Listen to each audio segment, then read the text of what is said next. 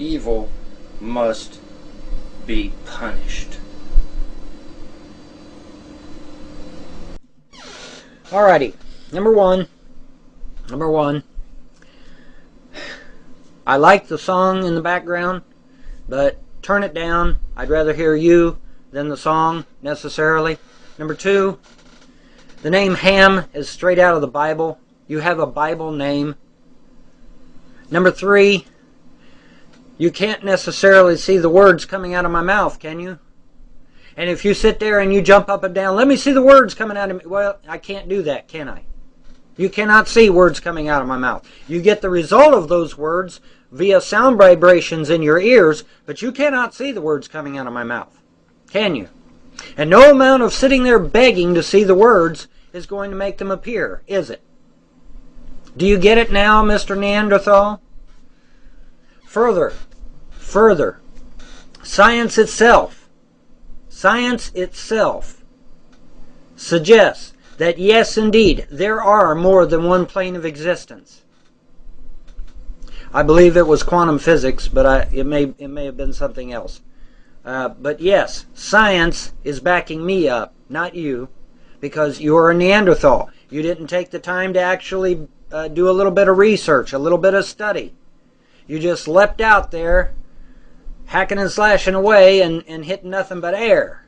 Okay? Because you didn't research this. You didn't stop to think. Well, now, wait a minute. Maybe there are other planes of existence that I'm not aware of, but that science may bear out. Because science does. Many leading scientists today say that, yes, indeed, there are other planes of existence out there. Okay? But you're too big of a Neanderthal to stop and think, well, now, wait a minute. Maybe this guy has an idea here. Maybe this guy might be right. As for Jesus, Jesus did miracles in front of hundreds, if not thousands, of people. And there were secular documentation that proves that Jesus existed. But moreover, and most importantly, Jesus' enemies believed that he existed. That's the most important thing about Jesus, is that his enemies believed he existed. And these things were passed down orally from generation to generation. And let me clue you in on something, okay? I know this is going to be difficult for you. But generally, people don't talk about somebody unless it existed. Okay?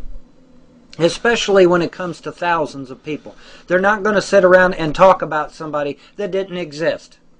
Okay? So you're just you're a genuine Neanderthal just all the way around. Did I mention that the word Ham is a name out of the Bible? So you didn't even figure that out, I bet. Did you? Did you? So no, I'm not going to get on here and try to show you something that cannot be shown. I cannot show you the spiritual world. I can't do it. And nobody can do it, to the best of my knowledge. The only way you can experience it is by dying. Now, astral plane, there is a conflict there as to whether the astral plane is a spiritual plane or if it's some other separate entity all unto itself. That is a debate, and I don't know the answer to that debate because I'm not sure myself. But science bears out that yes, there is a strong possibility that there are other planes of existence in addition to our own. In fact, some scientists even assert that there are alternate universes besides our own. But see, you didn't, with your Neanderthal brain the size of a pea, decided that you was not going to research this before you decided to jump all over me. You decided to just lash out there and just throw everything out there like you're Mr. Know-It-All. Well, I'm sorry, but you're not. And had you done the least little bit of research, you would have realized how stupid and inane you are. Now, as far as separation of church and state, separation of church and state is in the Communist Manifesto, you idiot. It's in the Communist Manifesto. It is not in the Constitution of the United States. In fact, the only reference to a separation of church and state was in a letter of Thomas Jefferson to the Danbury Baptist. And there's actually even some questionable actions on that because some people tend to believe that it might have actually been a warning as opposed to an actual separation. It might have just been merely a warning to the Danbury Baptists that a separation could occur. So there's even controversy on that. But it is not specifically spelled out in the Constitution. I know you liberals, you leftists, and you communists want separation of church and state in the Constitution really, really bad, but it's just not in there. Now, did the Founding Fathers have a problem? Yes, they did. They did not want a huge Methodistic church like the Church of England in this country. So they took measures, checks and balances to ensure that that did not happen. However, that is not a separation of church and state. What part of shall not be infringed don't you get? Okay? Or shall not be prohibited, I think is the case in this particular case. Okay? You can't prohibit it. Well, what does that mean? That means you can't stop the freedom of religion. You cannot stop the free exercise of religion. Now, you can sit there and twist the Founding Fathers' words into a pretzel all you want, but you will never be able to twist them into being separation of church and state. Never. The only problem that the Founding Fathers had was a megalithic church like the Church of England. They wanted to avoid that.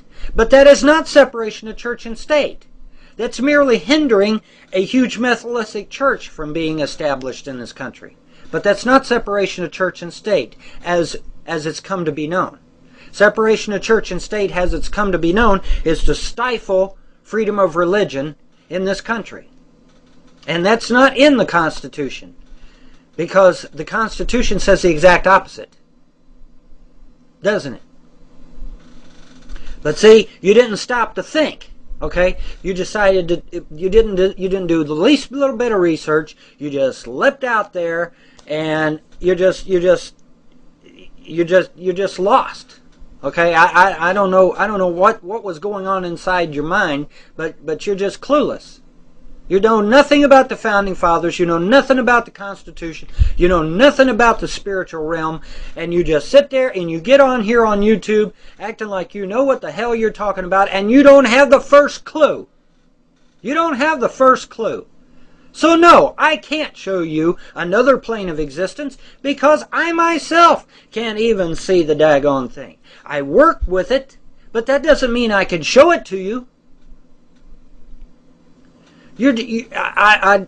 I've never seen a Neanderthal like you. Never. You're the first. Be proud of yourself. You are the absolute first Neanderthal I've ever seen. So take heart, Ham. Did I mention that name is from the Bible? How ironic is that? What an idiot you are.